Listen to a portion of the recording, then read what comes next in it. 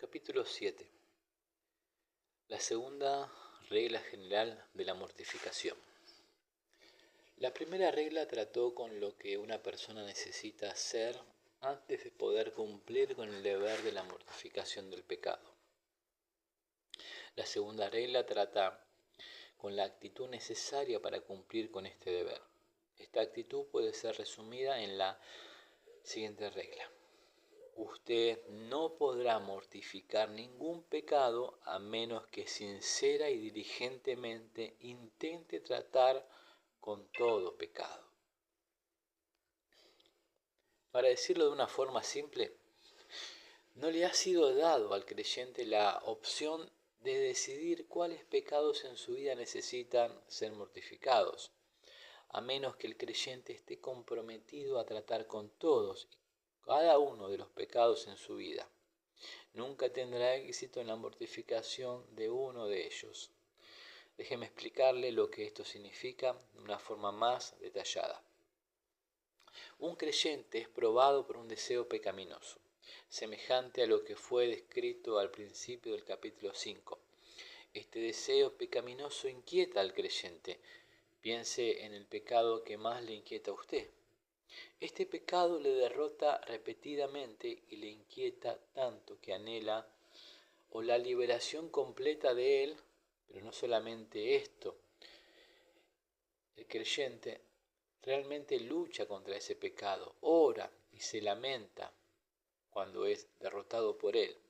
Sin embargo, al mismo tiempo, hay otros deberes en la vida cristiana que no toma muy en serio. Puede dejar pasar muchos días, disfrutar la comunión íntima con Dios, puede leer su Biblia en una forma superficial, descuidando la meditación de la palabra de Dios y ocupando muy poco tiempo en la oración. Estos deberes cristianos descuidados o pobremente realizados son pecados de omisión, pero no le inquietan como el pecado del cual anhela ser liberado. Ahora, el punto que estamos tratando de enfatizar es que este creyente no debería esperar la liberación de aquel pecado que verdaderamente le inquieta hasta que comience a tratar los demás pecados con la misma seriedad. Ahora, ¿por qué es así? Hay dos razones. Primero, este intento de lograr una mortificación parcial está basado en un razonamiento falso, sin aborrecimiento del pecado, como pecado, no simplemente un aborrecimiento de sus consecuencias desagradables, y sin una conciencia del amor de Cristo en la cruz, no puede existir una verdadera mortificación espiritual del pecado. Ahora, esta clase de intento de mortificación no da ninguna evidencia de ser movida por el aborrecimiento del pecado como pecado, y tampoco por una conciencia del amor de Cristo. Más bien, el motivo simplemente es el amor propio. Un pecado particular ha inquietado la paz y el bienestar de esta persona, entonces pelea contra este pecado solo para recuperar su bienestar.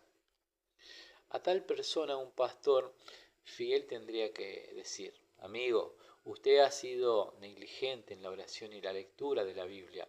Usted ha sido descuidado en cuanto a su testimonio hacia otros.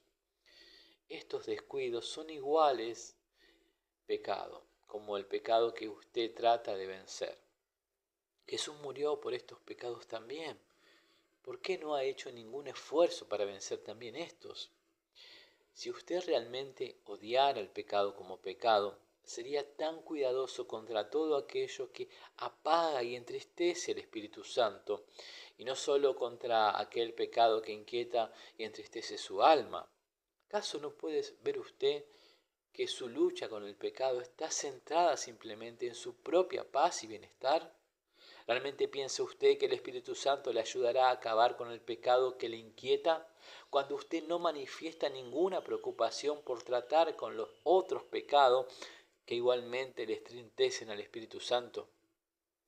A pesar de lo que pudiéramos pensar, la obra de la mortificación que Dios requiere es un compromiso total para mortificar todo pecado.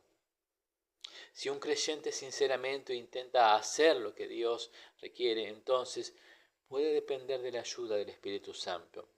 Si el creyente está preocupado solamente acerca de su propia obra, es decir, mortificar los pecados que le inquietan a él, entonces Dios le dejará luchar en base a su propia fuerza. El mandamiento dice: limpiémonos de toda inmundicia de carne y de espíritu, perfeccionando la santidad en el temor de Dios. 2 Corintios 7:1. Si hacemos algo, debemos tratar de hacer todo y no solamente una parte de la obra de la mortificación.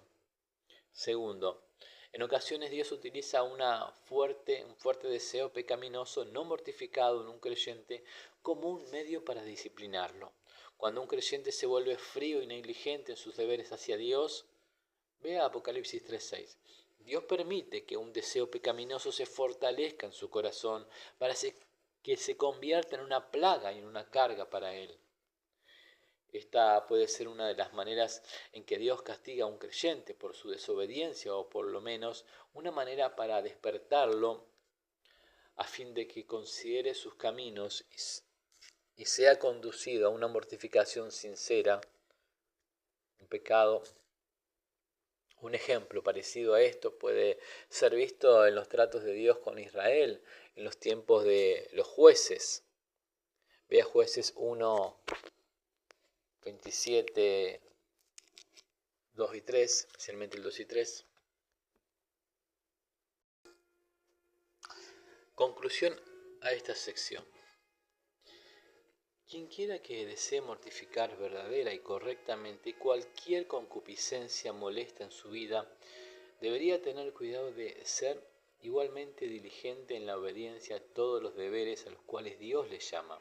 También debería saber que cada deseo pecaminoso y cada omisión del deber son igualmente desagradables a Dios, mientras que haya un corazón traicionero que está dispuesto a descuidar la necesidad de luchar para obedecer en todas las cosas.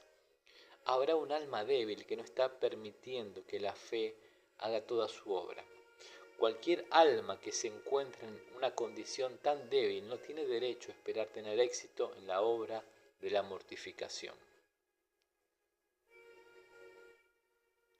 Nota: cuando un creyente es tentado por algún deseo pecaminoso específico tan fuerte que difícilmente sabe cómo controlarlo, esto es generalmente el resultado de haber caminado descuidadamente con Dios o por una falta de voluntad de tomar en serio las advertencias de la Escritura. A veces Dios usa la plaga de algún deseo pecaminoso particular para prevenir o curar algún otro mal. Este fue el propósito de Dios en permitir que el mensajero de Satanás inquietara a Pablo. Y para que la grandeza de las revelaciones no me exaltase desmedidamente, me fue dado un aguijón en mi carne, un mensajero de Satanás que me abofetee, para que no me enaltezca sobremanera, dice 2 Corintios 12:7. En forma semejante pudiera ser que Pedro fue abandonado para que negara a su Señor, como un medio para corregir su vana confianza en sí mismo. Que Dios les bendiga, hermanos.